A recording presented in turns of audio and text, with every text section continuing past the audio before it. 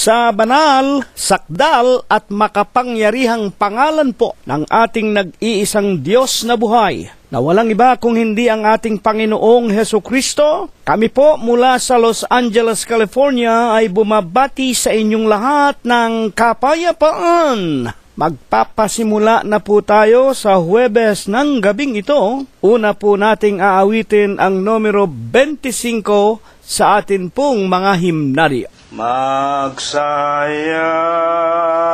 tayo ngayon at tayo'y nakatipon, umawit ng hinahon sa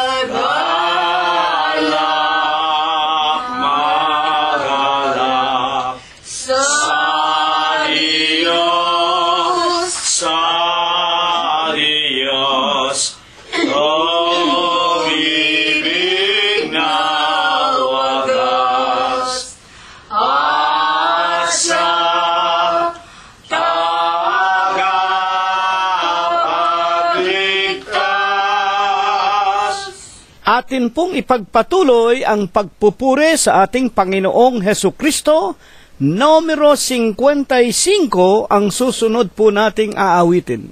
Sa lupa naipos ng ligalig at lubat mo'y hindi pinakainilingap ang aming mga hibig sa'yo pong pagtangkilik. Aming dusay na ibig. Salamat,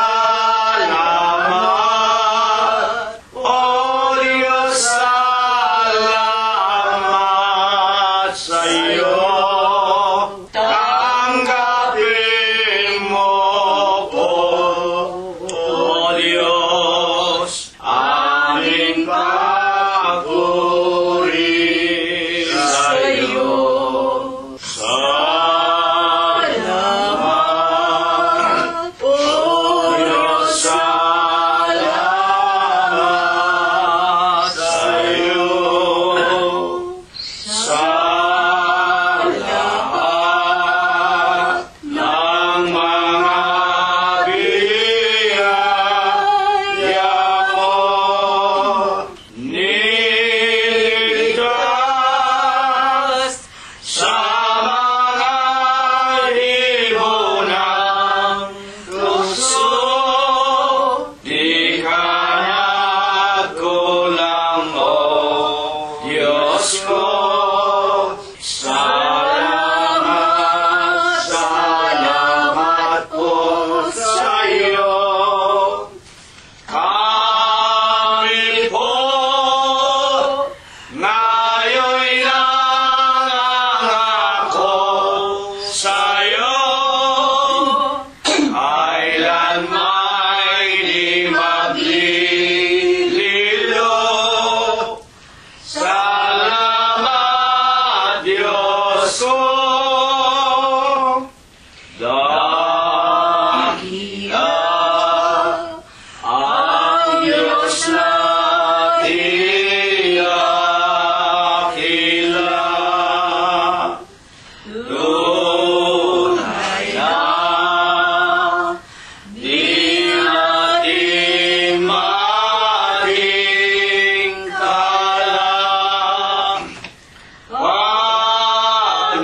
Pag-ibig niya sa sagana, kaya tayo'y magala. Sa Diyos magpasalamat. Salamat, O Diyos, salamat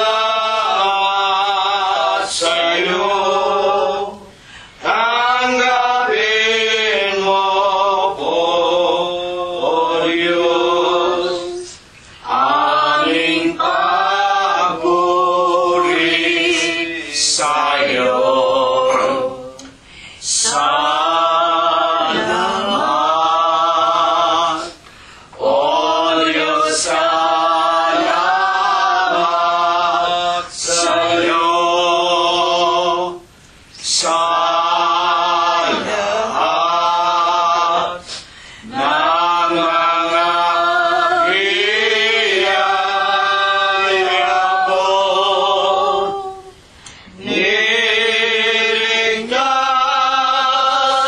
sa mga ibonang tukso. Di ka nagkulang, O Diyos ko. Salamat, salamat po sa'yo. Kami po ngayon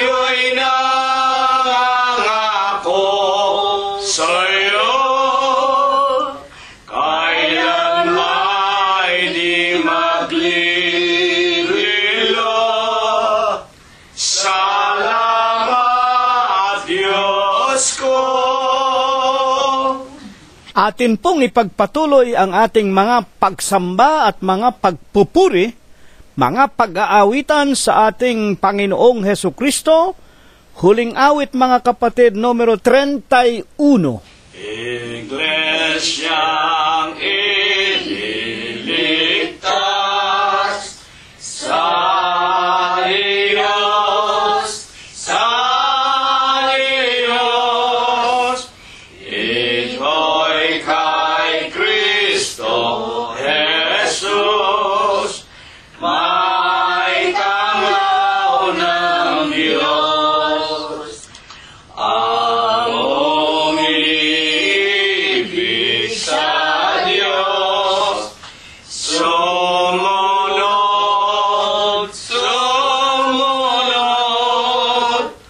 lahat ay nililibot, papasal ng krus. Tayo ay sumunod sa Diyos, tayo ay sumunod sa utos ng Diyos. Kung ikaw ay bababa, ingatan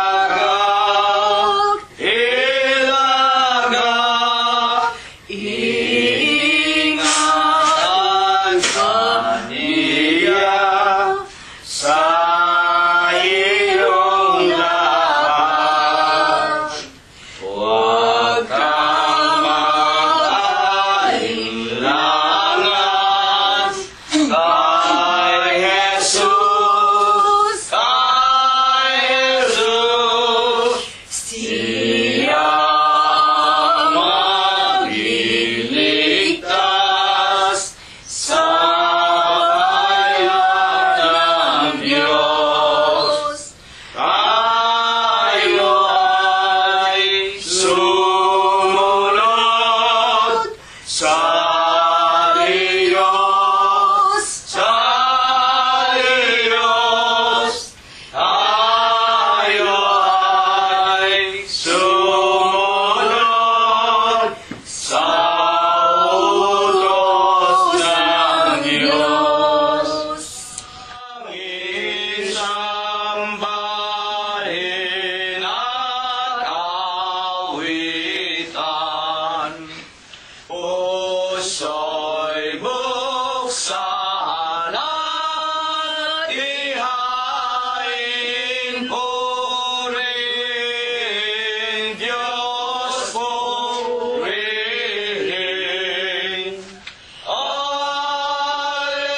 Alleluia, alleluia, lapit sa hari natin. Purihin, luwal, ating biyaya, paglilikas sa ating nagugupiling sasalay hanguin.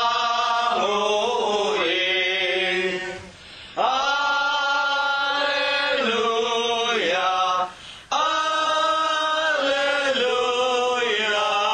gloria Patri.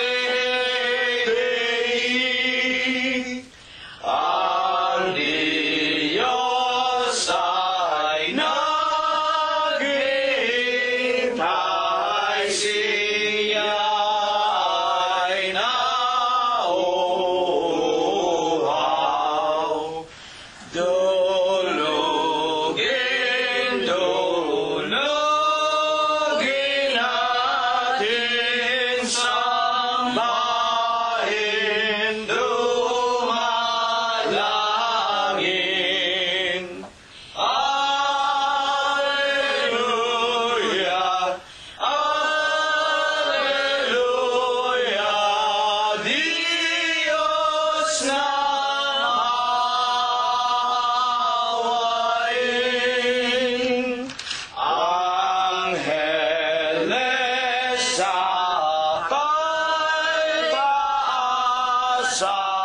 anak ko po ipurin.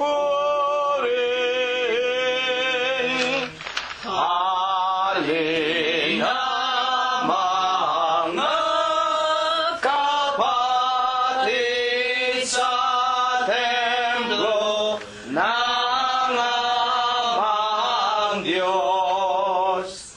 Alleluia, Alleluia, Diyos purihin, purihin. Amen.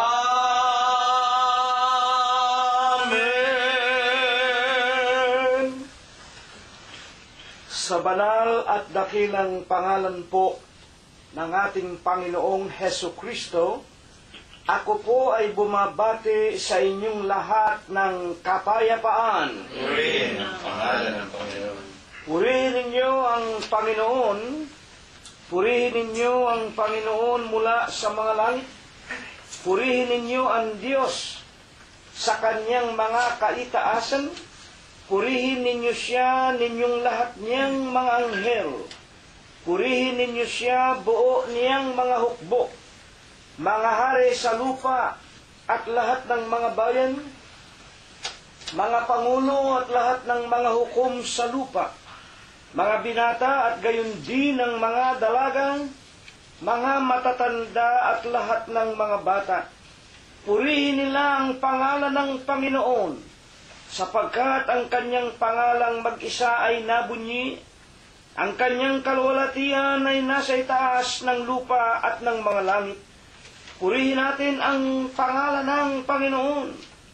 Magsiawit tayo sa Diyos ng mga bagong awit at ng kanyang kapurihan sa kapisanan ng mga banal, sapagkat ang Diyos ay nalulugod sa kanyang bayan. Kanyang pagagandahin ang kaligtasan ng mga maaamo. Purihin natin ang pangalan ng Panginoon. Purihin natin ang Diyos sa kanyang santuaryo. Purihin natin siya sa langit ng kanyang kapangyarihan. Purihin natin ang Diyos dahil sa kanyang mga makapangyarihang gawa. Purihin natin ang Panginoon ayon sa kanyang marilag na mga kadakilaan at purihin ng lahat ng mga bagay na may hininga. Purihin nila ang pangalan ng Panginoon. Amen. Amen.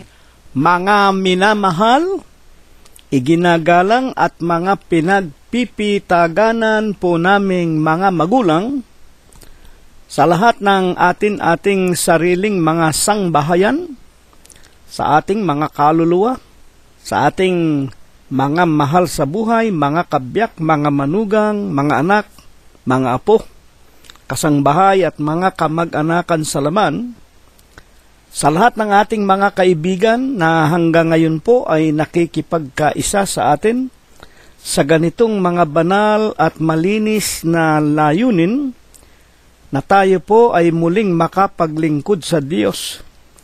Binabati din natin ang lahat ng mga tunay na mananamba sa Espiritu at sa katotohanan sa loob ng Iglesia ng Diyos kay Kristo Jesus, na nagsisipangalat sa mga malalayo at iba't ibang dako nitong sanglibutan.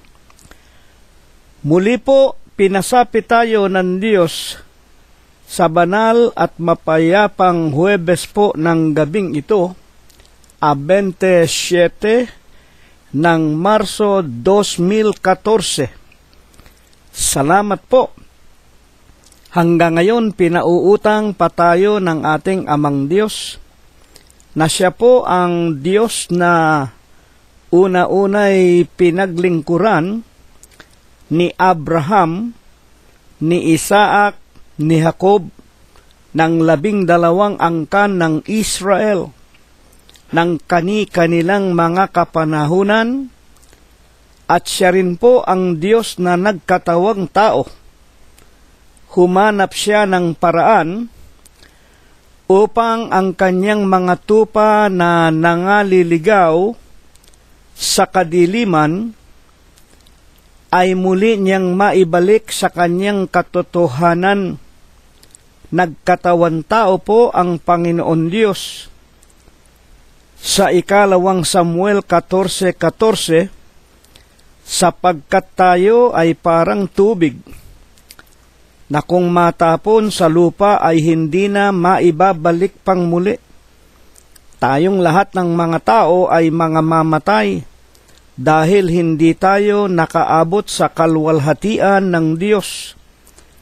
Tayo po ay iniligaw ng kadiliman, at sa huling pagkakataon nga na kanyang ginawa, siya mismo ay nagkatawan tao.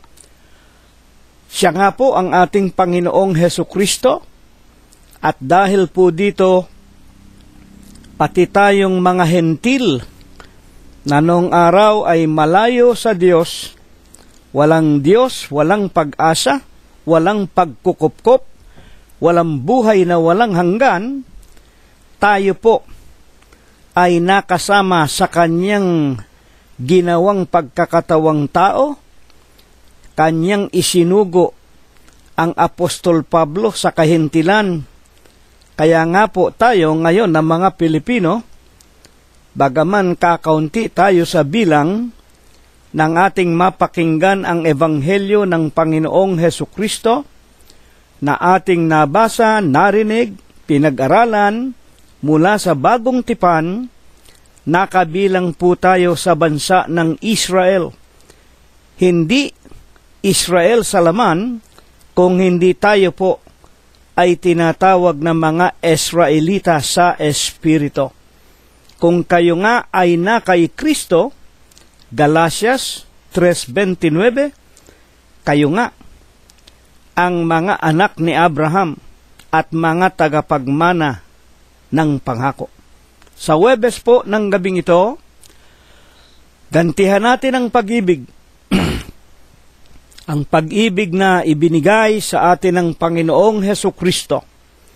Ibinigay niya ang kanyang sariling buhay upang tayo na nagsisampalataya at nagpabautismo sa Iglesia ng Diyos kay Kristo Jesus. Mga kapatid, tayo man ay maging mga anak ng Diyos. Sa Huwebes ng gabing ito, ihanda na natin ang ating puso, ang ating mga banal na kasulatan, ang ating mga kaluluwa, at bago po tayo magpapasimula, ititiklo po muna natin ang ating mga tuhod. Tayo po mananalangin, hihingi ng kaawaan, hihingi ng kapatawaran sa lahat po ng ating nagawang kasalanan, at hihiling tayo na tayo po ay muli niyang pakainin at painumin ng kanyang mga salita na pawang espiritu at pawang buhay. Dakilang Panginoon po naming Diyos, Amang banal na lubha kapong kagalang-galang, ikaw po ang Diyos ni Abraham, ang Diyos ni Isaac, Diyos na pinagtapatan at pinaglingkuran ni Jacob. Ikaw rin po ang Diyos ng iyong sariling bansa ng Israel noong kanilang mga kapanahunan. Panginoon, sa banal, malinis, sakdal na pangalan mo pong Kristo Jesus, masusumpungan mo po muli kaming mag-aanak, mga magkakapatid at mga magkakaibigan.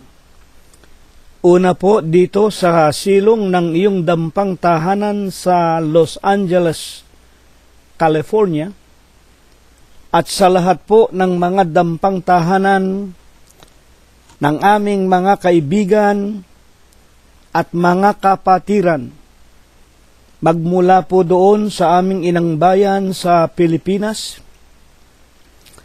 at ang marami po ay nangangalat sa iba't ibang dako nitong magulo at mandarayang sanlibutan. Panginoon po naming Hesukristo, Itinitiklo po namin ang aming mga tuhod. Nagpapakumbaba kami, Panginoon, nangangayo, Papa. Tanggapin mo pong muli ang aming mga tao sa puso naming mga pagpapasalamat. Amang Diyos, maraming salamat po sa iyo. Sa maraming mga araw, nalipos po ng buhay, kagalingan at mga kalakasan na patuloy mo pong ipinararanas sa buhay ng bawat isa sa amin. Amang banal, salamat po, hindi mo kami binabawian ng aming mga hiram na buhay. Pinakakain mo kami dinaramtan. Pinalakas, pinagaling ang aming mga pangangatawan. Higit sa lahat, Panginoong Hesukristo, maraming salamat po. Patuloy mo pong ipinaliliwanag sa amin, pinatitibay, dinaragdagan, pinatatatag ang aming pananampalataya, na minsan po lamang ibinigay mo po sa aming mga hiram na buhay. Panginoong Jesus, sinasamba ka po namin, pinupuri ka namin, niluluwalhati namin ang iyong banal, ang malinis mo pong pangalan, sa Espiritu mo po at sa iyong kagilagilalas na katotohanan. Ama, kung kami po ay nangagkukulang, nangagkakasala pa rin sa iyo, at wala pa sa sino man sa amin na nakakaabot sa iyong banal na kaluwalhatian, huwag mo po sanang gawing dahilan upang hindi mo po kami pangaralan ng iyong mga banal na aral at mga palatuntunan. Ama, hinihiling namin sa iyo, huwag mo po sanang gawing walang kabuluhan ang iyong pangalang Diyos at Kristo Jesus, na ikinapit mo po sa aming mga kaluluwa, nang kami po ay magsisampalataya at mangagpabautismo sa Iglesia ng Diyos kay Kristo Jesus. Alang-alang po sa iyong banal at malinis mong pangalan, Panginoon, sa Huwebes po ng gabing ito'y patawarin mo po kaming lahat sa aming nagawang kasalanan. Panginoon, ipinagpapasalamat namin, hindi lamang kami ang iyong iniingatan at pinagpapala. Salamat po, maging ang lahat ng aming mga anak, aming mga manugang, mga apo, mga mahal namin sa buhay. Sila man ay iyong iningatan, pinagpala, binigyan ng magagandang kapalaran. Salamat sa iyo, Panginoon, at amin pong ipinagpapasalamat sa aming mga anak na katulad po ni Emmanuel, ni Bobby, ni Noel, ni Ruth, ni Joel, ni Teofilo, ni Rosemary, ni Flor, ni Irene, ni Cheche at ni Malu, ni JC, ni BJ, JR at John Macho, ni Paul Noren at Sarah, ni Micah, Laika, Joshua, Rebecca at Kay.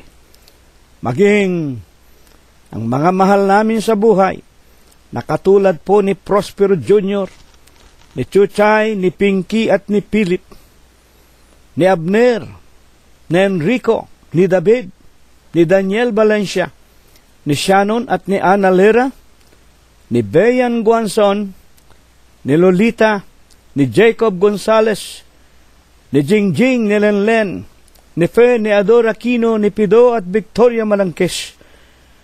Higit na nga po ni Rose at ni Flor Bautista Gonzales. Maraming salamat po. Maging ang kanilang mga minamahal sa buhay, silang lahat hindi mo po pinababayaan ni pinagkukulangan man. Maraming salamat sa iyo, Amang Diyos. Kami pong lahat, maging ang lahat ng aming mga kaibigang kasama naming nakikipag-aral, Higit na nga ang lahat ng iyong mga tunay na mananamba sa Espiritu mo po at sa iyong katotohanan, maging ang kani-kanilang mga tahanan at mga ari-arian, kung paanong iningatan mo at pinagpala sa amin ang dakong ito. Maraming salamat po. Inilayo mo rin po sa mga sunog, sa mga lindol, malalakas na ulan, sa mga baha, sa mga daluyong, sa kamay ng pamahalaan, at sa lahat po ng maraming mga taong may madidilim na mga puso at kaisipan. Aman Diyos, maraming salamat po sa iyo at amin pong patuloy na idinadalangin na sa araw-araw po hihipuin mo po ang aming pangangatawan. Daragdagan mo po kami ng aming mga pananampalataya at ang marami pong hindi pa tinutubuan ng iyong mga salita. Maawat mahabag ka rin po sana sa kanila. Bigyan mo po sana sila ng pusong laman na marunong matakot sa iyong mga aral at sa iyong mga palatuntunan. At idinadalangin po namin, Panginoon, daragdagan mo rin kaming lahat ng katalinuhan, ng mga karunungan, kaalaman, kung paanong kami makapagtatagumpay sa lahat ng aming masasamang kalikasan at sa lahat ng mga tukso na nakapalibot sa amin upang gibain ang aming mga pananampalataya at maawat mahabag kang bago ka po dumating sa sanglibutan upang hatulan.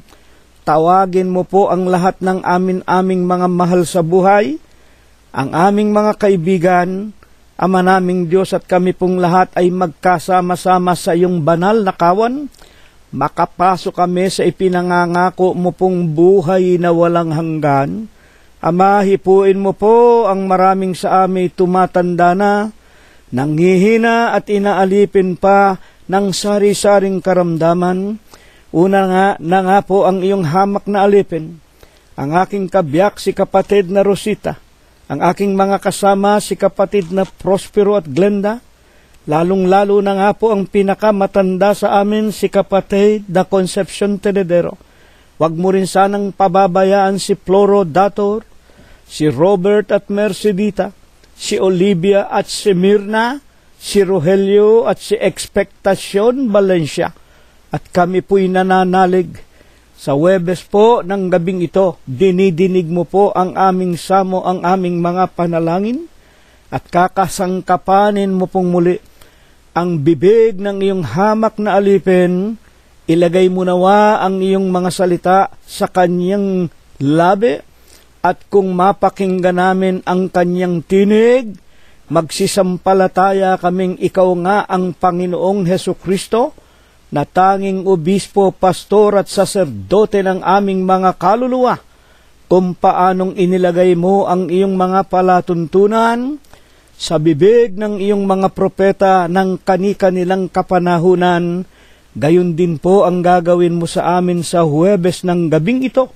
At kung mapakinggan na namin ang iyong mga aral, kami pong lahat iyo pong basbasan at bendisyonan. Ang lahat ng ito'y idinadalangin namin na minsan pa'y ibabasbas mo po at ipagkakaloob sa aming lahat sa Huwebes po ng gabing ito, sa pangalan mo pong Kristo Jesus, magmula po ngayon, magpakailanman. Amen.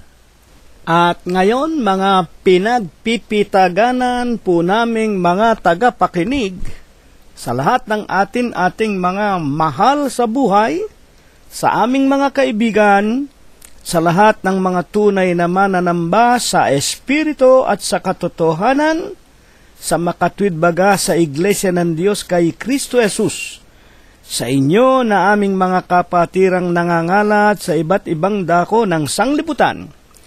Tayo po ay magsipaghanda na, kunin na po natin ang ating mga Biblia, at magpapasimula na po tayo ng pakikinig at mga pag-aaral sa aralin na inihanda ng Diyos sa atin sa Huwebes po ng gabing ito. Ang paksa po natin ay mula po sa aklat ni Propeta Joel. Sa kanya pong Kapitulo 1 at ang bersikulo ay 2. Nagkaroon baga nito sa inyong mga kaarawan o sa mga kaarawan ng inyong mga magulang? Ang salita pong ito ni Propeta Joel, napasulat po sa kasaysayan ng banal na kasulatan noon pong 800 taon bago nagkatawan tao ang ating Panginoong Hesukristo. At ang kanya pong kinakausap dito ay yaon pong kanyang mga kababayan, yung kanyang mga kapwa Israelita ng kanyang kapanahunan. At ito po ay nagsasaysay ng isang bagay na hindi pa nangyayari. Sa makatwid po baga, ito po ay hula. Sinalita ni Propeta Joel kung bakit po ito ay isang hula at hindi pa nangyayari. Atin pong basahin muli. Nagkaroon baga nito ng inyong mga kaarawan o sa mga kaarawan ng inyong mga magulang? Ito po ay tanong na nagpapaliwanag at siya po ay naglalarawan ng isang bagay na maging nung kanyang kapanahunan, panahon din ng kani-kanilang mga ninuno o mga magulang, wala pang nangyayari noong bagay na kanyang sasalitain. Alin nga po baga?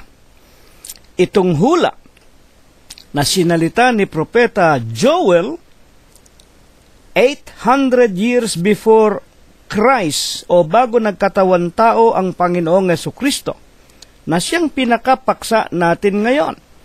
Atin pong itaas at ganito po ang ating mapapakinggan.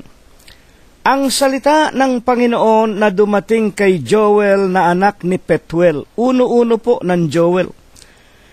Dinggin ninyo ito, ninyong mga matatanda at pakinggan ninyong lahat na mananahan o nananahan sa lupa. At kapag isinunod nga po natin ang dos na pinakapaksa, nagkaroon ba ganito sa inyong mga kaarawan o sa mga kaarawan ng inyong mga magulang? Sa makatwid, dito napakaliwanag po, meron siyang sasalitain na maging nung unang panahon pa ay hindi pa nagaganap, maging ng kanilang kapanahunan. Mga tagapakinig, itanong po muna natin, kapag ang isang tao po ay nagpapakilala na siya ay isang propeta, tulad po ni Propeta Joel, pag sinasabi ng isang tao siya ay propeta ng Diyos, propeta siya ng Diyos, mga kapatid, at siya ay magsasabi, nagkaroon man ng mga bagay na ito na aking sasalitain sa inyo, na ang ibig lamang sabihin wala pa kayong makikita ng ganitong bagay na aking ihuhula, na sasalitain ko sa inyong harap. Ngayon, kapag ang isang tao ay nagsasabi ng isang hula, bagay na mangyayari pa lamang, mga kapatid, yung bang hulang yun sa kanyang sarili? Yun ba kanyang haka-haka?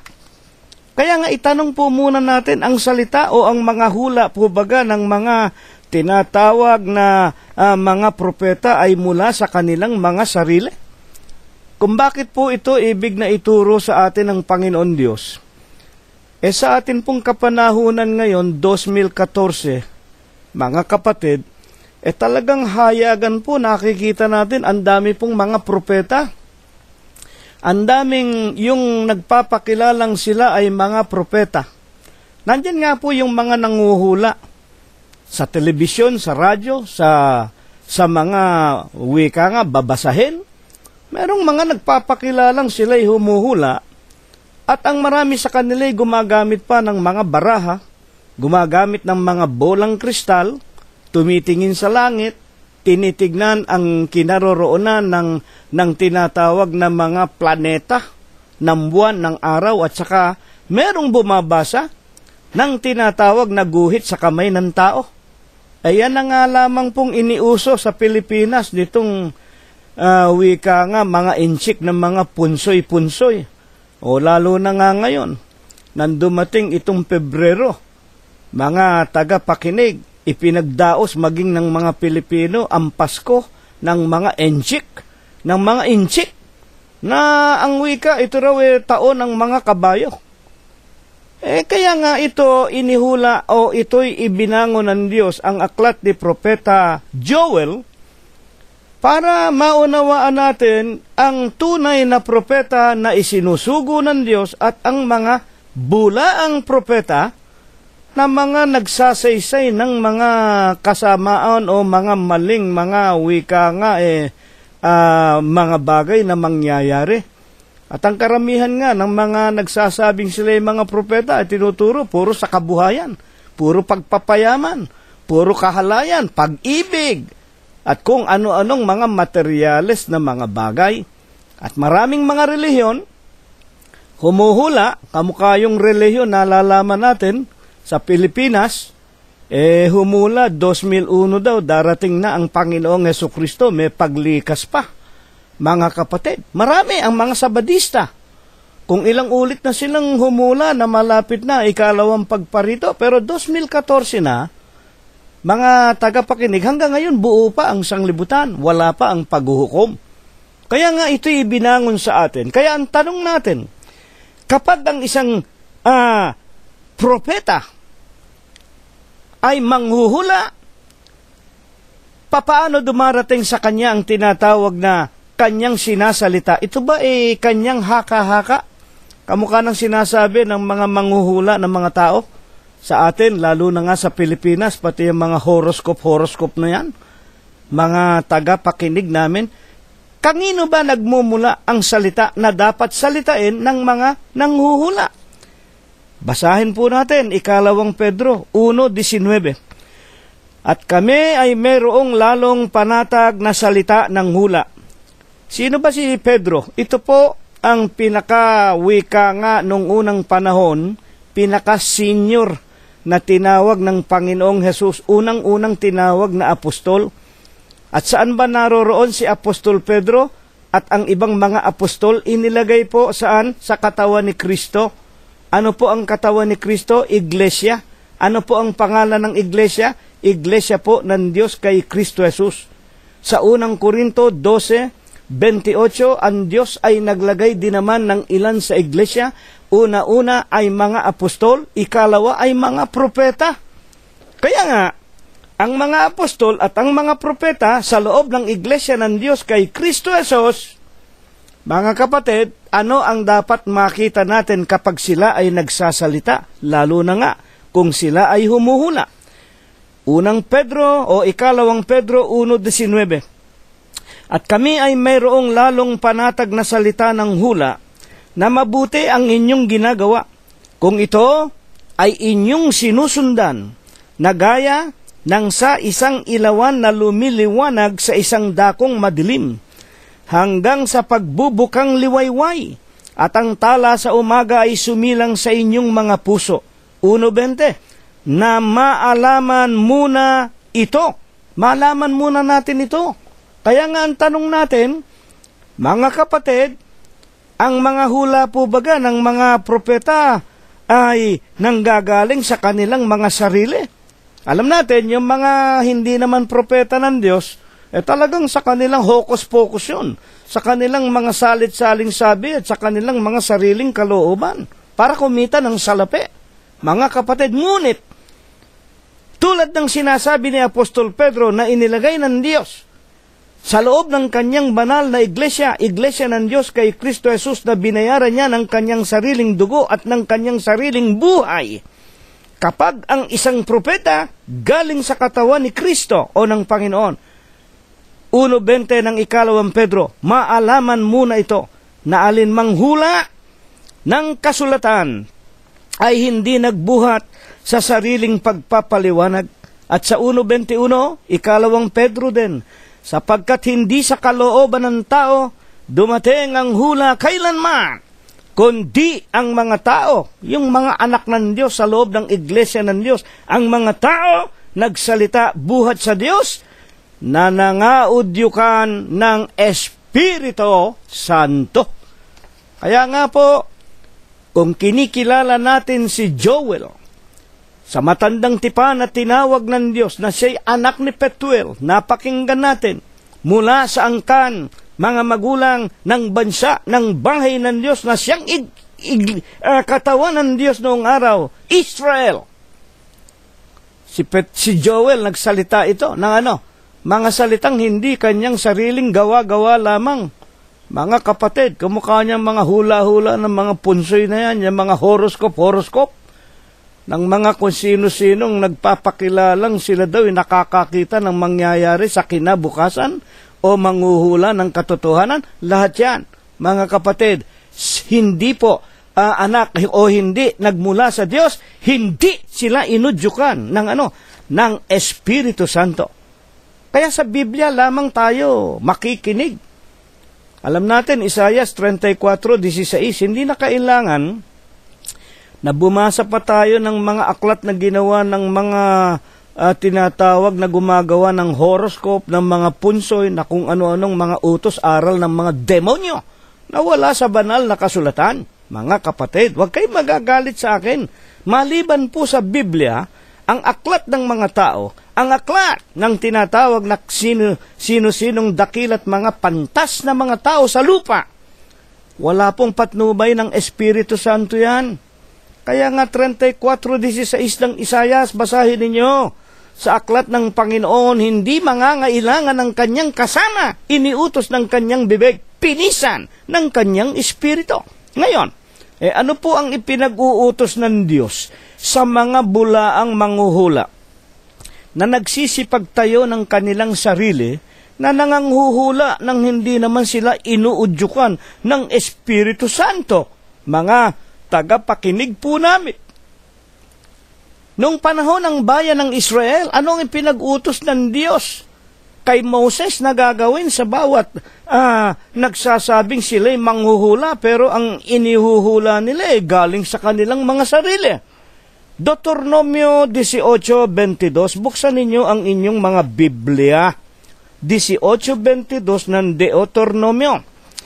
Pagka ang isang propeta ay nagsasalita sa pangalan ng Panginoon, ayan po, bakit sinasabi rito sa pangalan ng Panginoon? Una-una po, ang tinatawag na bayan ng Diyos, tinatawag sa kanyang pangalan, Diyos. Mga kapatid, nung unang panahon, ang bayan niya tinatawag sa pangalang Israel, sapagkat ang ibig sabihin ng Israel, ang pangalan ng Diyos, nakakapit sa kanila, prinsipe ng Diyos. Kaya nga, kung ang isang manghuhula ay nagsasalita sa pangalan ng Panginoon, sasabihin niya, ako ika'y sugo ng Panginoon. Kung ang bagay na sinabi ay hindi sumunod, ni mangyari, ay hindi sinalita ng Panginoon ang bagay na yon, ang propetang yon nagsalita ng kahambugan. Huwag mo siyang katatakutan. Ano po napakinggan natin? Dito ipinakikilala lamang ng Diyos, maging sa kanyang bansa ng Israel, kung meron kayong mga kapatid na manghuhula, magsasalita ng mga bagay na mangyayari, ngunit hindi sumunod. Hindi nangyari. Bakit hindi nangyari? Sapagkat ang kanyang sinalita ay ang kanyang sariling kahambugan, huwag nga ninyo silang katatakutan. At sa 18:20, ang propeta na magsasalita ng salitang may pagpapalalo, ginagamit ang aking pangalan, may pagpapalalo sa aking pangalan, nagsasabi pa, sugong anghel daw sila. Sinasabi pa nila, sila raw ang talagang isinusugo ng Diyos. Kaya maraming relihiyon, mga bulaang iglesia, mga bulaang propeta yan Nagsasabi sila ang sugong anghel, sila ang kahalili ng Diyos, sila ang Kristo. Kaya nga sa Mateo 24:5, maging ang Panginoong Jesucristo, pinagbabawalan ang kanyang mga anak, ang kanyang mga tupa sa iglesia ng Diyos kay Kristo Jesus. Ang unang palatandaan bago dumating ang ikalawang pagparito, marami munang mangangaral sa inyo, ako ang Kristo, nasa amin ang Kristo, nariyan ang Kristo, darating ang Kristo, 2001, may paglikas pa. 2014 na, buhay pa tayo. Huwag ninyong paniwalaan. Huwag kayong mga takot sa kanila ang wika ng Diyos. Ang propetang nagsasalita, 18:20 ng Deuteronomio, nagsasalita ng salitang may pagpapalalo sa aking pangalan na hindi ko iniutos sa kanyang salitain niya o magsalita sa pangalan man ng ibang Diyos. O kahit na gumamit sila ng ibang Diyos. Kahit na nila sabihin humuhula sila sa pangalan nino. Sa pangalan ng tinatawag na Diyos ng mga inche. Halimbawa, si Confucius, kung sino-sinong mga Diyos. Ang mga nagsasalita na may kahambugan, nagsasalita sa aking pangalan o magsalita sa pangalan man ng ibang Diyos. Ano ang utos ng Diyos? Papatayin ang propetang yaon. Ayan ang utos kay Moses. Napakahigpit po, napakasama na nagagawang kasalanan ng mga nanghuhula-hula. Kaya nga yung mga nasa television, yung mga nasa radyo, TFC channel, ngayon meron pang computer, sa tinatawag na YouTube, sa tinatawag na Facebook, sa Twitter, pag sumangguni kayo dyan sa mga peke, sa mga mapagsamantalang nagpapakunwaring sasabihin sa inyo kung sino mapapangasawa ninyo, kung sino ang inyong wika nga magiging kasama sa buhay, kung kailan kayo yayaman, ayan ay mga kasinungalingan at hindi udyok ng Espiritu Santo, mga kapatid. Kahit na yung mga taga-ibang iglesia na yan, mangaral sila sa pangalan ng kanilang mga sariling Diyos-Diyosan nila, papatayin ang wika ng Diyos. Sa loob ng bansa ng Israel, papatayin. Mga kapatid, ipinag-utos kay Moses, patayin yung mga bulaang propeta na yan. Ngayon, ano po baga ang tinatawag na ihuhula ni Propeta Joel sa atin sa paksa po nating ito? Ano po baga ang pinakakabuuan ng hula ni Propeta Joel na kanyang isisiwalat sa atin? Na ang wika nga niya sa ating paksa, nagkaroon baga nito sa inyong mga kaarawan o sa kaarawan ng inyong mga magulang? Abay talagang itong hulang ito ni Propeta Joel, sinabi niya noong taong 800 bago nagkatawan tao ang Panginoong Jesucristo. Abay, kailangang mangyari ito para mapatunayan natin na si Joel nga ay isang wika nga hinirang ng Diyos para makapagsalita ng hula. Ano po baga ang hula? Basahin natin ang hula ni Propeta Joel. 1:3. Saysayin ninyo sa inyong mga anak at saysayin ng inyong mga anak sa kanilang mga anak at ng kanilang mga anak na susunod na lahi. Aba, mahiwaga ito. Yung sasalitain ni Joel, sinabi ni Joel sa mga nakikinig sa kanya ng kanyang kapanahunan, mga kapatid, itong sasalitain ko sa inyo hindi pa nangyari. May nangyari ba nito ng panahon ng inyong mga magulang, ng inyong lolo, lola, ingkong, kaingkong, ingkungan? Wala.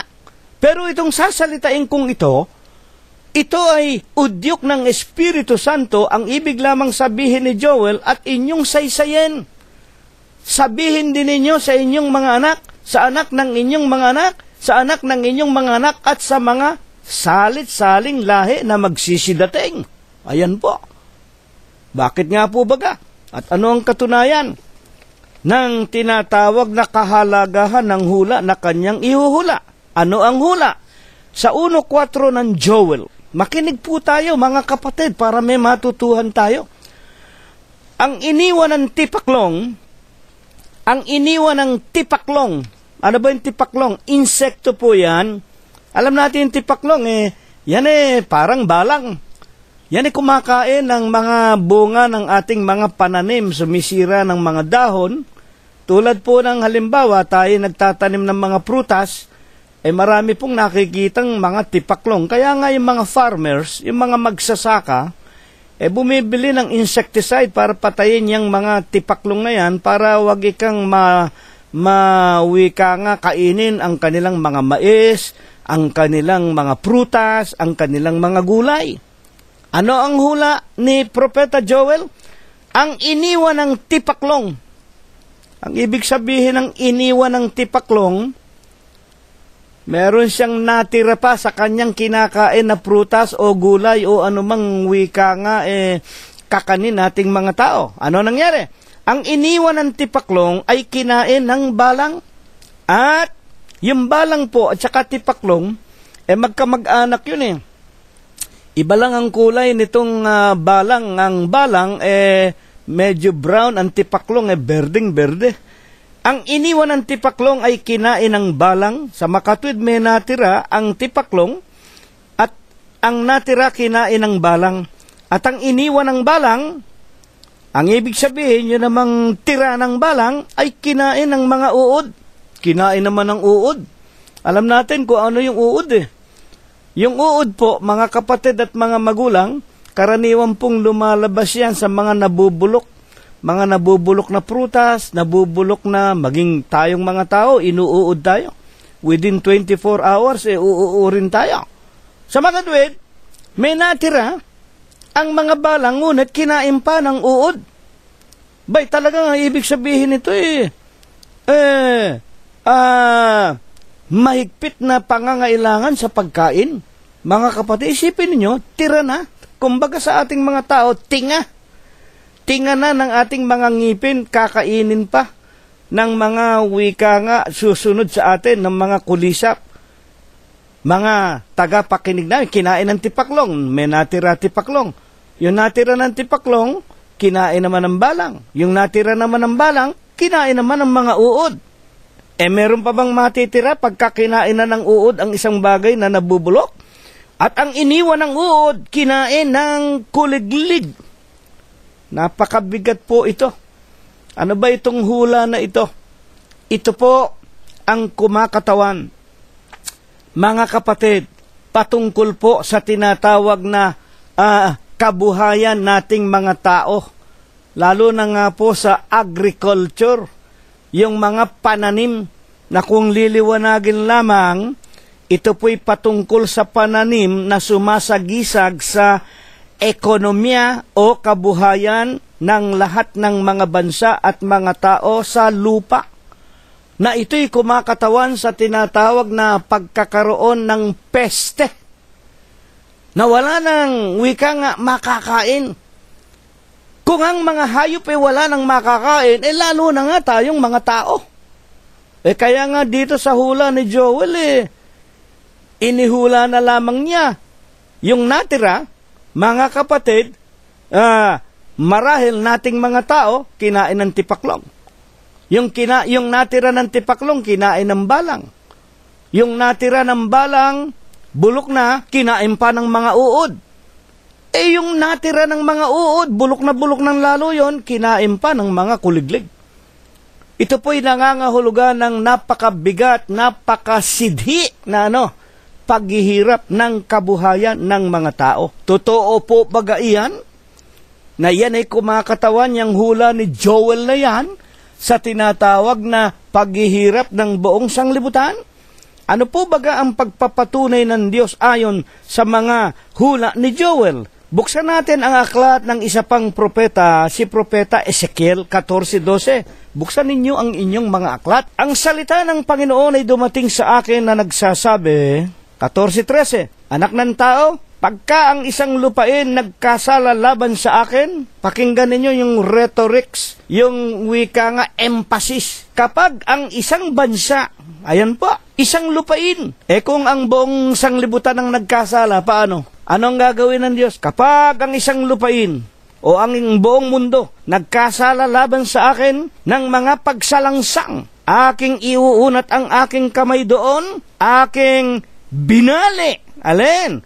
Pag sinasabing binali, pinutol. Ang alin? Ang tungkod ng tinapay niyaon. Pagkain. Saan ba nanggagaling ang tinapay? Sa harina po. Saan ba nanggagaling ang harina? O di sa mga mais, sa mga trigo, sa tinatawag na mga bigas, yung itinatanim natin. Kapag aking binali, mga kapatid, ang tinapay nila, niyaon, o ng buong sanglibutan, o ng bawat bansang nagkakasala, at aking iniunat ang aking kamay doon at aking binali ang tungkod ng tinapay niyaon. Nagsugo ako ng kagutom doon at aking ihihiwalay roon ang tao at ang hayop.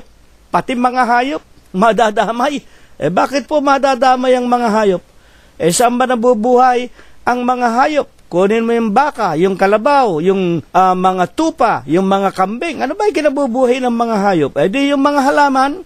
Kung lahat ng halaman, pinasuguan na ng Diyos, ng mga tipaklong, ng mga balang, ng mga uod, maging ng mga kuliglig, wala nang makakain pati mga hayop. Kapag ang isang bansa o ang buong sanglibutan nagkasala sa akin, babaliin ko ang wika ng Diyos, ang tungkod ng tinapay nila, at ihiwalay ko maging ang mga hayop sa kanila. Ang ibig ipakilala ng ating pinag-aaralan sa 1.3 o 1.4 ng sinasalita ni Propeta Joel na kailanman hindi pa nangyayari, maging nung kanilang kapanahunan, kumakatawan po sa isang napakadakilang kahirapan, paghihirap, kagutuman ng lahat ng mga tao sa ibabaw ng sanglibutan. Totoo ba ito, kapatid na Cirilo? Hayaan ninyo ang Panginoong Jesucristo ang magpaliwanag sa atin na yung hula sa paksa natin kay Propeta Joel 1.2, mga kapatid, 3 at 4, mga kapatid, talagang kumakatawan sa buong pangsanglibutang kahirapan na ang paghihirap na ito hindi nangyari maging nung kanilang kapanahunan, maging noong panahon pa ng mga propeta. Sa Mateo 24:6, ayon po sa Panginoong Jesucristo, kaninong kapanahunan po baga iniuukol ang hula na ito at mga kakarinig kayo ng mga digmaan? Hula ng Panginoon, Mateo 24:6. Una, tinanong siya ng mga apostol, kagagaling lang nila sa magandang templo noon, templo ng Jerusalem. Masdan mo, Panginoon, ang gaganda ng mga bato sa templong ito.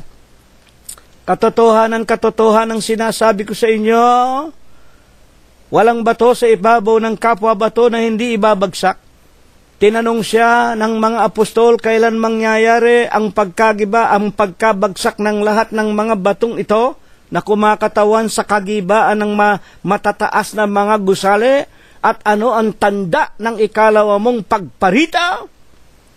Unang ang sinabi ng Panginoong Jesucristo, mag-ingat kayo, maraming mga manghuhula, mga bulaang propeta. Sasabihin pa nila, ako ang Kristo, kami ang Kristo, nasa amin ang Kristo, darating na ang Kristo, 2001, may paglikas, kung ano-anong mga taon sinasabi nila, darating na ikalawang pagparito, kamukha ng mga Mayan Indian, noong 2012 daw, at 31 ng Disyembre, magugunaw na ang mundo. Ba't hanggang ngayon, 2014 na? Hindi pa nagkakaroon ng kagunawan. Sapagkat hindi sila nang hula ng salita na galing sa Diyos, udyok ng Espiritu Santo. Ang inihula nila yung kanilang sariling mga kahambugan, mga kapatid, kanilang sariling mga kaalaman at karunungan, ayon sa ating napakinggan kanina. Ngunit, ang Panginoon ay nagsasalita na itong inihula ni Propeta Joel na yung mangyayaring yon talagang hindi pa nangyari kahit kailan, at kung kailan ito darating, basahin natin muli 24:6, mga kakarinig kayo ng mga digmaan, ang lingaw-ngaw ng mga digmaan, ingatan ninyo na huwag kayong magulumihanan, sapagkat kinakailangang ito'y mangyari, dadapwat hindi pa ang wakas. 24:7, sapagkat magsisitindig ang bansa laban sa mga bansa, ang kaharian laban sa mga kaharian, at magkakagutom at lilindol sa iba't ibang dako. Mga kapatid, datapwat ang mga bagay na ito siyang pasimula ng kahirapan. Kanino itinataan? Kanino ito lubos na mangyayari, mga kapatid, na yung iniwanan ng tipaklong, kinain ng tinatawag na balang, yung kinain ng itinira ng balang, kinain ng uod, at yung natira ng uod, kinain ng mga tinatawag na kuliglig. At pati ang mga hayop wala nang makain. Kailan mangyayari ito? Sa mga huling araw, ang wika, pasimula ng kahirapan. Maririnig ninyo, masasaksiyan ninyo, darating muna ang mga bulaang iglesia. Yan, mga bulaang Kristo, mga bulaang manghuhula. Magkakaroon ng mga digmaan. Natapos na ang unang digmaang pandaigdig. Natapos na ang ikalawang digmaang pandaigdig.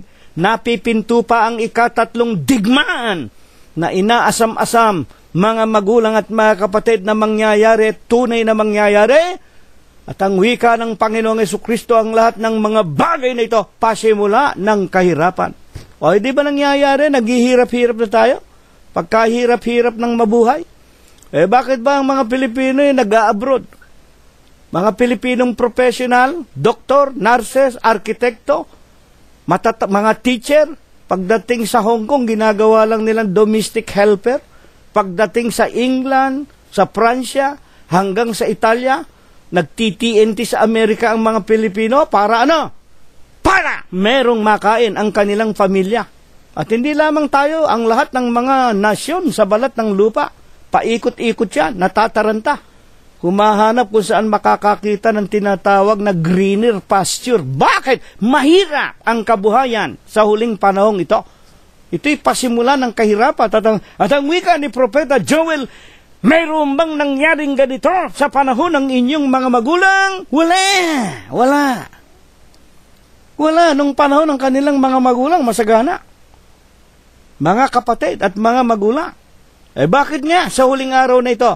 Ang wika ng Panginoon Diyos sa Ezekiel, sa kanyang 14:12. Kapag ang tao, ang bansa, ang bayan, ang buong mundo, nagkasala sa akin, talaga namang masama ang lahat ng tao. Romanos 3:10 hanggang 18. Ano nakikita natin sa huling araw na ito? Walang matuwid, walang kahit isa. Mga magulang at mga kapatid, walang umahanap sa Diyos. Puro pagnanakaw, magmula sa gobyerno, hanggang sa mga relihiyon ng tao, magmula sa mga presidente, hanggang kalit-liit ang barangay tanod, magmula sa Papa sa Roma, hanggang sa pinakamaliit na mga ngaral, mga misyonero at mga wipare at mga ministro at mga sugo daw ng Diyos. Puro taliwas, walang humahanap sa Diyos. Walang nagsasabi ng totoo, wala. Ang lahat ng tao ay sinungaling, mga kapatid at mga magulang, masama kapag ang sanglibutan nagkasala sa akin. Mga kapatid, unang kasalanan, hindi nila sinusunod ang Exodus, Kapitulo 20, versikulo 1, na huwag magkaroon ng ibang Diyos maliban sa Kanya. Ano pa? Ang ikalawang utos, huwag gagawa ng larawan na inanyuan, nasa langit, sa lupa at sa ilalim ng tubig. Huwag ninyong paglilingkuran ang ginawa ng lahat ng relihiyon. May kani-kanyang sinasamba sila. Huwag kayo magagalit sa akin. Kaya nagagalit ang Diyos. Ayan. Dumarating ang galit ng Diyos sa kanyang mga nilalang na sumusuway sa kanyang mga aral at pinakapalatuntunan. Ngayon, ang atin pong itatanong pa man din ay ito. Ano po ang pinakaaral nito sa atin pagkatapos na ang ating Panginoong Hesukristo mismo ay pinatunayan ang hula ni Propeta Joel? Mateo 24:21, sapagkat kung magkagayoy magkakaroon ng malaking kapighatian, na ang gayoy hindi pa nangyayari buhat sa pasimula ng sanglibutan hanggang ngayon, at ni hindi na mangyayari kailanman. 24:33, ito po ang aral sa atin. Gayon din naman kayo, pagka nangakita ninyo ang lahat ng mga bagay na ito, talastasin ninyo na siya'y malapit na, nasa mga pintuan na nga. Mga kapatid, saan ba tayo nakakitang kapanahunan? Lalo na dyan sa ating inang bayan sa Pilipinas. Milyon-milyong mga Pilipino, kagagraduate lang natataranta na. Bakit? Walang mapapasukan trabaho sa Pilipinas Kaya iniisip kung paano mag-a-abroad. Magtataka ka na naman sa ating gobyerno, bakit? Nababalita, yung ating Department of Labor mag-i-import pa ng mga talentadong mga tao sa ibang bansa. Ba't hindi na lang nila tinuturuan ng mga Pilipino kung ano yung tinatawag na kailangang pag-aralan para may trabaho ang Pilipino? Yun ang ituro sa mga Pilipino. Mag-i-import pa raw ng mga taga-ibang bansa dahil wala raw Pilipinong kwalifikado. Bakit kayo ganyan, mga kapatid? At saan kayo nakakita? Wala lang mga trabaho mga Pilipino, mga kapatid at mga magulang. Taas pa ng taas ang halaga ng gasolina, ng petrolyo, ng gas, pangluto, ang mga pagkain, ang mga dilata, pamahal ng pamahal. Pagkatapos makita mo yung mga politiko, ninakaw ang bilyon-bilyon na mga kwartang itinatalaga nating mga Pilipino para sa agrikultura, para sa pagpapataba ng ating mga halamanan. O di ba panahon ni Gloria Arroyo, nabulgar yung bilyon-bilyon na yan? Na sana'y marami tayong inaaning bigas ngayon, mga kapatid, napunta sa bulsa nitong mga napolis na ito at ng mga kung sino-sinong mga tip senator at tongregista. Nakakamuhi, nakakasulaso kayo, nakakahiya. Mga kapatid, hindi kayo marunong maawa sa inyong mga kababayan.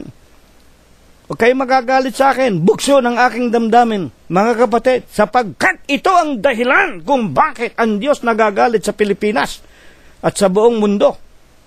Kaya walang tigil yang Yolanda, yang Ondoy, yang mga lindol, mga kapatid, at ang mga sari-saring sakit na dinaranas ng maraming tao, lalo na ng aking mga kababayan. Sumpa ng Diyos. Ngayon, sa atin pong mga nabubuhay sa ngayon, 2014, ano po ang itinuturo ng Diyos na may kinaalaman dito sa ating paksa? Nakahirapang hindi nangyari sa pulpa ng lalangin ng sanglibutan. Ngayon nararanasan natin, lalo na sa ating inang bayan. Daniel 12:8, O Panginoon ko, ano ang magiging wakas ng mga bagay na ito? Kapag nakita na natin ang masidhing kahirapan, ano magiging wakas nito? At sinabi niya, 12:9, Yumaon ka ng iyong lakad, Daniel, sapagkat ang salita ay sasarhan at natatatakan hanggang sa panahon ng kawakasan.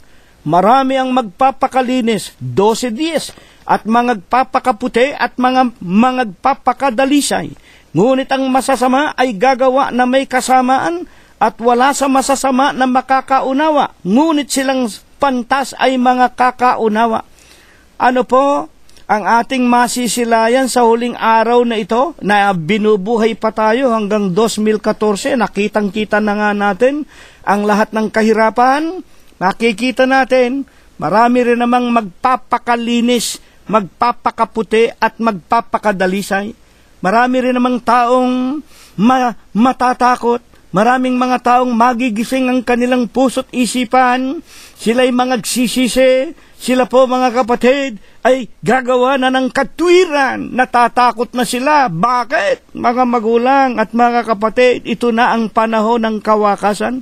At ang marami, higit na nakakarami, ang mga masasama, gagawa ng may kasamaan. Hindi sila makakaunawa, silang pantas ay mga kakaunawa. Sa makatwid, mas maraming mga tao rin naman, kung maraming matatakot na, magbabago na ng buhay, marami rin naman ang hindi magbabago at sa halip magpapakasama pa. Kaya nga nakikita natin Diyan na lang sa ating napapakinggan sa TFC, araw-araw investigasyon dito, investigasyon diyan. Nakita naman natin yung senador na nakikiimbestiga, kunyari, siya man nakulong na nung araw ng pandarambong kasama ang kanyang ama. Pagkatapos siya tinuturo na nitong mga laban sa Napoles, gumagawa pa ng pangangatwira na huwag ka ikang gagawa ng mga wika nga, mga akusasyon laban sa akin. Iniingatan ko ang pangalan ko. Yan lang ang mahalaga sa akin. Ilang ulit na kayong nasangkot sa pandarambong. Lalong magpapakasama, nangangatwiran pa yung mga makasalanan na yan. At kapag nakita na nga po natin ang mga ito, ayon din sa Apokalipsis, tunay ba na talagang ang masama ay magpapakasama? Basahin po natin. Apokalipsis 22:11, ang liko ay magpapakaliko pa, ang marumi magpapakarumi pa, at ang matuwid ay magpapakatuwid, at ang banal magpapakabanal pa. Narito, ano ang mangyayari kapag nakita na natin ang masama na lalong nagpapakasama at ang matuwid nagpapakatuwid? Naririto, 22:12, ako'y madaling pumaparito at ang aking gantimpala ay nasa akin upang bigyan ng kagantihan ang bawat isa ayon sa kani-kanyang ginawa. Amen. Mga kapatid at mga magulang, ngayon, sino po lamang ang tinitiyak na mga kakaligtas sa dakilang kapighatian na ating nararanasan na at kinakaharapa ayon sa hula rin ng Panginoong Hesukristo. Mateo 24:22, at malibang paikliin ang mga araw na iyon, walang makakaligtas, datapwat, eto na kung sino lang ang maliligtas, dahil sa mga hinirang, paiikliin ang mga araw na iyon. Amen! Sino po baga ang mga hinirang na tanging maliligtas? Huling talata, unang Pedro 2:9, kayo'y isang lahing hirang. Ayan, kayo ay isang lahing hirang. Sino ba ang kausap dito ni Apostol Pedro? Isang makaharing pagkasaserdoteng bansang banal, bayang pag-aaring sarili ng Diyos. Sa makatwid, may bayang pag-aaring sarili. Sila hinirang. Mga kapatid, sino sila? Nang nakaraang panahon, hindi kayo bayan? Hindi naman tayo bayan ng Diyos Hindi naman tayo Israelita sa laman. Ang bayan lang ng Diyos, yung Israel sa laman. Nang nakaraang panahon, hindi kayo bayan, dadapwat ngayon kayo bayan ng Diyos. Nung araw, hindi kayo nagsipagkamit ng awa, dadapwat ngayon nagsipagkamit kayo ng awa. Ayon po sa Apokalipse, sino sila? 1:6, at ginawa tayong kaharian, mga saserdote sa kanyang Diyos at Ama.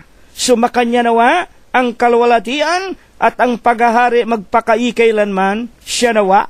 Sino sila? 2:14, sapagkat kayo mga kapatid, tayo sa huling araw, 2014, nagsisitula sa mga iglesia ng Diyos na nasa Judea kay Kristo Jesus, nagsipagbatari naman kayo sa inyong mga sariling mga kababayan, gaya naman nila na mga Hudyo, mga magulang at mga kapatid. Dahil sa mga hinirang. Sino ang mga hinirang? Yung dati hindi bayan ng Diyos. Mga kapatid, sino yan? O hindi tayong mga hentil na nagpabautismo. Saan? Sa pangalan ng Ama, Anak at ng Espiritu Santo. Saan? Sa Iglesia ng Diyos kay Kristo Jesus. Amen. Ito po ang ating naliwanagan. Ito po ang ating naunawaan. Ito nawa ay pagpala. Ibasbas sa atin ng Diyos magmula ngayon, magpakayi kailanman. Amen. Ngayon po, bago tayo maghiwa-hiwalay, tanggapin po nating muli ang walang hanggang pag-ibig, ang walang hanggang pagbibiyaya, ang pakikipisan, ang kaaliwan, ang pamamatnubay at ang kagalingan. Gayon din ang hindi maulatang banal na biyaya, basbas at bendisyon, pagliligtas at pagpapagaling ng kanyang banal na espiritu. Tunawa ang muli niyang ipagkaloob sa ating mga mag-aanak, magkakaibigan at mga magkakapatid sa Huwebes ng gabing ito at sa buong kalaganapan ng Iglesia ng Diyos kay Kristo Jesus magmula ngayon, magpakayi kailanman. Amen. Maraming salamat po sa inyong lahat. Kapayapaan ang sumaatin mga kapatid hanggang sa darating na linggo kung tayo po'y binubuhay pa. Maraming salamat po sa inyong lahat.